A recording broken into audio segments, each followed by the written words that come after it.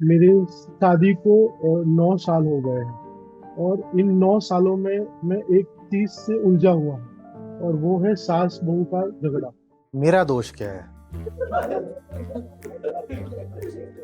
न मेरी बीवी, न मेरे कोई साहस, पर जिसको देखो वो मेरे पास लेके आता है यही आस। मेरा दोष क्या है कि मुझे ये सब झेलना पड़ रहा है? ये बताओ। नहीं, मैं सिर्फ शिकायत नहीं कर रहा, मुझे अपने सौभाग्य पे सचमुच नाज होता है। जितना आप लोग अपनी गृहस्थी का वर्णन करते हैं उतना मैं अपने आप को बोलता हूँ यस,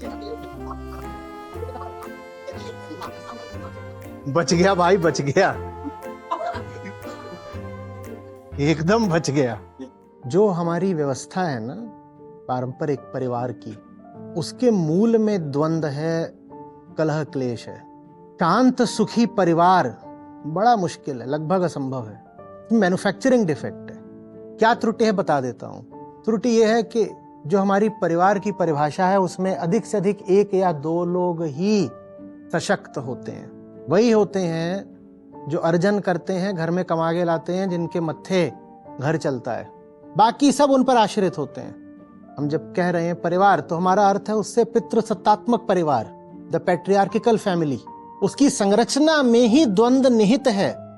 आप ही हो अकेले कमाने वाले, you are the only earning resource.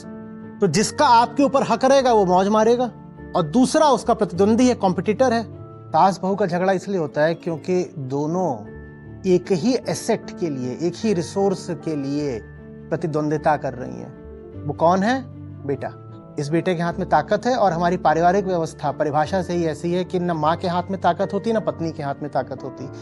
वो भी इंसान है, वो भी वयस्क हैं, एडल्ट ह्यूमन बीइंग्स हैं, पर पावरलेस हैं, एजेंसी लेस हैं, उनके पास अपना कुछ नहीं है। तो दोनों ही चिपकना चाहते हैं उससे जिसके पास कुछ है। किसके पास है? वो जो घर का मर्द है, जो बेटा है, माँ का बेटा, दोनों उससे चिपकना चाहते हैं। पत्नी उस पर अपना वर्चस्व रखना चाहती है, क्योंकि पत्नी खुद कुछ नहीं कमाती ना। पत्नी खुद कमाती हो तो वो ये सब तीर तिकड़म नहीं चलाएगी। इसी तरह से यदि माँ भी खुद कमाती हो तो वो भी ये सब तीर तिकड़म नहीं चलाएगी। न माँ के पास कुछ है, न पत्नी के पास कुछ है, दोनों के पास एक ही चीज है। इस पुरुष को कौन कंट्रोल करके रख सकता है? जो कंट्रोल करके रखेगा उसकी चांदी है। तो दोनों लगी रहती हैं अपने अपने तरीके से पुरुष को पकड़ने में।